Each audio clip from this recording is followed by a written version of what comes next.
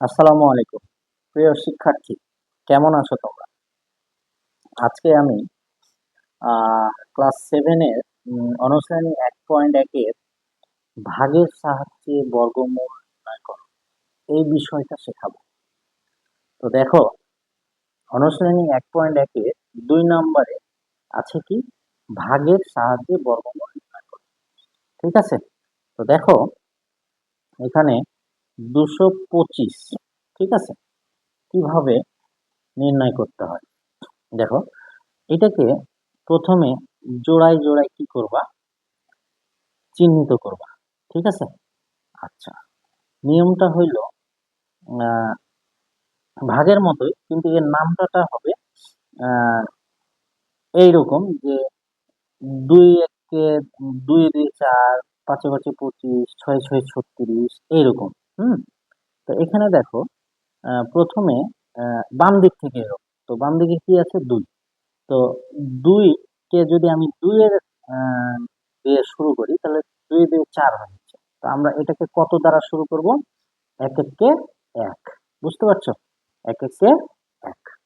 Clear? আচ্ছা, এবার দেখো, 1 1 1। হ্যাঁ, এখন 2 থেকে 1 বাদ দাও, কত আসবে? 1 আসবে। ওকে, এই যে জোড়াটা আছে না, এটা নেমে যাবে 25। ক্লিয়ার? এবার এই পাশে একটা দাগ দিবা। হুম, দিয়ে আহ কি করবা? একের ডাবল। একের ডাবল কত বলতো? একের ডাবল হচ্ছে 2। ওকে, একের ডাবল হচ্ছে 2। এখন এই 2 এর পাশে এমন একটা অঙ্ক নির্বাচন করবা যেন, মনে করো 2 পেয়েছো, তাই না? তো 2 এর পাশে যদি আমি 5 নিই, তাহলে কত হবে? 25। যে 5 নিয়েছিল, ওই 5 দিয়ে আবার 25 কে কি করতে হবে? গুণ করতে হবে। 5 5 25, 25-এর 5 হাতে কত থাকে? 2। বুঝছো? এবার দেখো, 5 2 10 আর হাতে 2 12।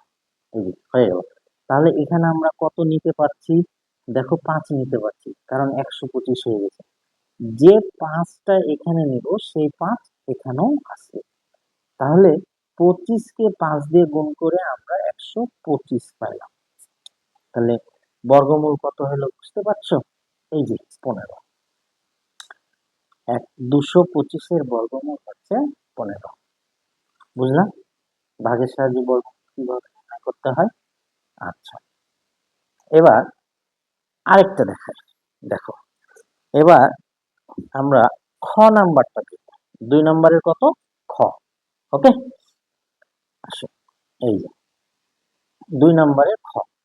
এটাও সেম। কত নম্বরের খ এটা? 2 নম্বরে। দেখো, এটাও করে দেখাচ্ছি। 961। আমাদের প্রথম কাজ কি বলতো? জোড়া জোড়া, জোড়ায় দাগ দাও।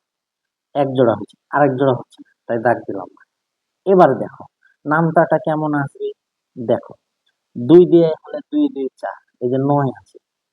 3 দিয়ে, এবার 3 3 9, 3 3 কত? 9। তাহলে 3 দিয়ে দাও, 3 3 9। বুঝতে পারছো? তাহলে মিলে গেল। হুম, তাহলে এই জোড়াটা এবার কি আছে? নেমে আসে। যেহেতু এটা মিলে গেছে, তাই এই জোড়ায়, এর নামার নিয়ম হচ্ছে জোড়ায় জোড়ায়। বুঝছো? জোড়ায় জোড়ায় আছে। এবার বলো, 3-এর ডাবল কত? 3-এর ডাবল হচ্ছে 6। বুঝতে পারছো? 3-এর ডাবল হচ্ছে 6। এখন এই 6-এর পাশে, এই 6-এর পাশে এমন একটা অঙ্ক দাও যেন, যে সংখ্যাটা গঠিত হবে। মনে করো, এই 6-এর পাশে যদি আমি 1 নিই, ঠিক আছে, তাহলে কত হচ্ছে? 61। তাই কি না? যে 1 নিয়েছিলাম, ওই 1 দিয়ে আবার কি করতে হবে? গুণ করতে হবে। তাহলে কত আসছে? 61। দেখো, মিলে গেল। বুঝছো? তাহলে এখানে 1, ওই 1 আবার এখানেও না, তাহলে কত হলো? 61। মিলে গেল। বুঝছো? তাহলে 961 এর বর্গমূল কত হলো? এই যে 31। ঠিক আছে, 31। এটাকে বলছি আমি ভাগের সাহায্যে বর্গমূল নির্ণয়। তাহলে বুঝেছো? তাহলে আমি কি করলাম? প্রথমে জোড়ায় জোড়ায় দাগ দিতে হবে। 61 একটা জোড়া, 9-এর জোড়া নাই, তাই আমি চিহ্নিত করলাম। নামতাটা কিভাবে হচ্ছে? 3 3 9, মিলে গেল। এই জোড়া নেমে গেল। এবার 3-এর ডাবল কত ছিল? 6। ছয়ের পাশে আমি একটা অঙ্ক নির্বাচন করেছিলাম কত, 61। যে অঙ্কটা নিয়েছিলাম সেটা দ্বারাই আবার কি করলাম, আমি 61কে গুণ করলাম। তাহলে 61 একে 61 বসে গেল। তাহলে ওই একটা ছয়ের পাশেও হবে, তিনের পাশেও হবে, মিলে গেল, শূন্য। তাহলে 961 এর বর্গমূল কত, 32। বুঝেছো সবাই? আচ্ছা, এবার 2 নম্বরে গ নাম্বার দেখো আমরা। দেখো, এই দেখো, এটাও আমি রাফ করে দেখাচ্ছি তোমাদের। দেখো কত আছে, 39, 6, 9। হ্যাঁ, তো জোড়া জোড়া নাও, এই যে জোড়ায় জোড়ায় চিহ্নিত করলাম। ওকে, এবার দেখো নিয়ম কি, এভাবে একটা দাগ দাও। আচ্ছা, এটা 39, তাহলে কত নামটা দিব? আমি বলেছিলাম নামটাটা হবে এরকম, 3 গুণ 3 সমান 9, 5 গুণ 5 সমান 25, এভাবে যাবে নামটাটা। 6 গুণ 6 সমান কত, 36। নামটাটা বুঝতে পেরেছো?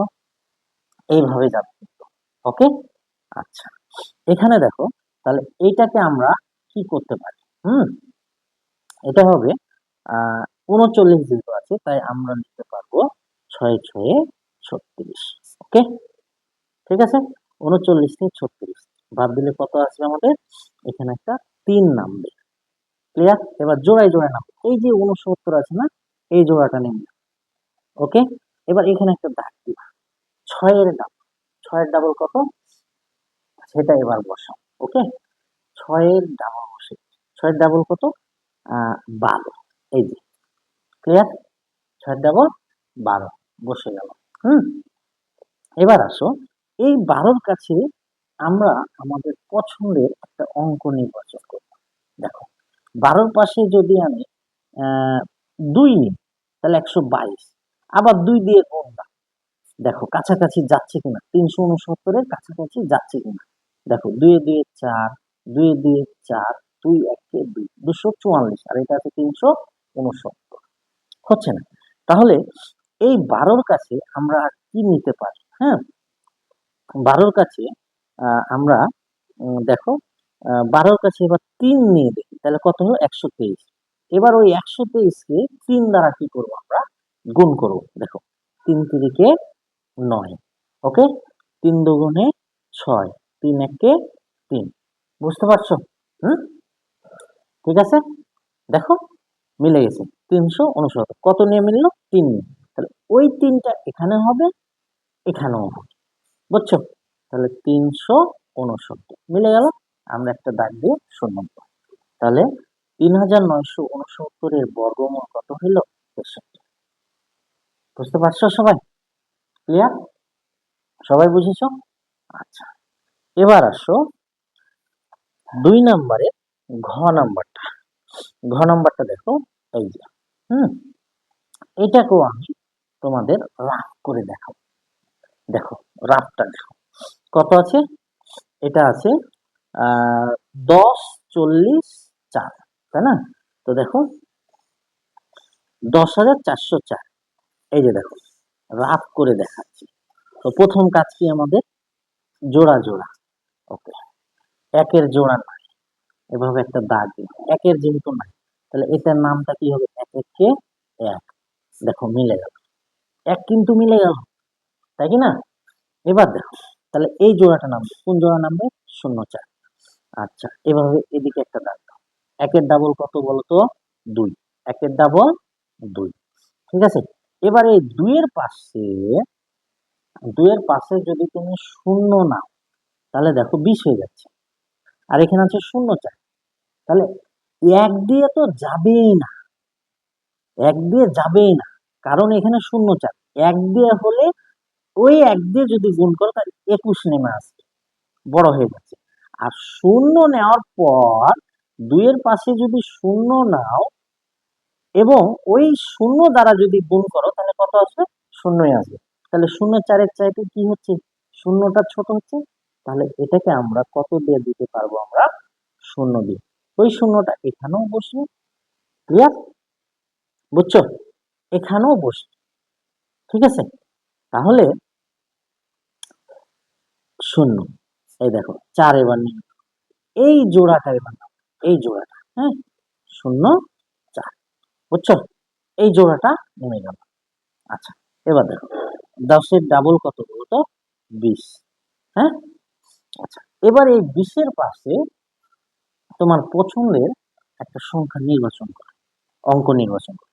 আচ্ছা, আমি যদি 2 দিই তাহলে 202, একে আবার 2 দিয়ে গুণ করো, 2 2 4, এটা কত হয়ে যাবে? 0। 2 2 4, এই যে দেখো 2 দিয়ে 404 মিলে গেছে। তাহলে এই দুটো এখানেও হবে, এখানেও হবে, বুঝছো? তাহলে কত হলো? 404, মিলে গেছে। তাহলে 10,404 এর বর্গমূল কত হলো? কত? 102। বুঝতে পেরেছো সবাই? আচ্ছা, আমি আরো কিছু উদাহরণ দেখাই। হ্যাঁ, একটু জটিল জটিল উদাহরণ দেখাই, ঠিক আছে? দেখো, এই যে দেখো, একটু বড় নিয়ে আসলাম। হ্যাঁ, এবার একটা বড় অঙ্ক দিলাম, এই যে, ঠিক আছে? এটাও আমি তোমাদের রাখ করে দেখাবো, সমস্যা নাই।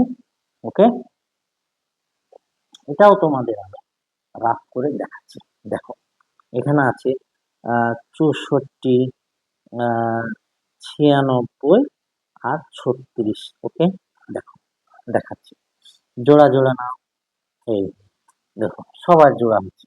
তাহলে এই যে 64 কত নামটা যাবে বলতো? 8 8 64, মিলে গেল। ওকে, যেহেতু এটা মিলে গেল সেহেতু এই জোড়া নেই, অর্থাৎ 96।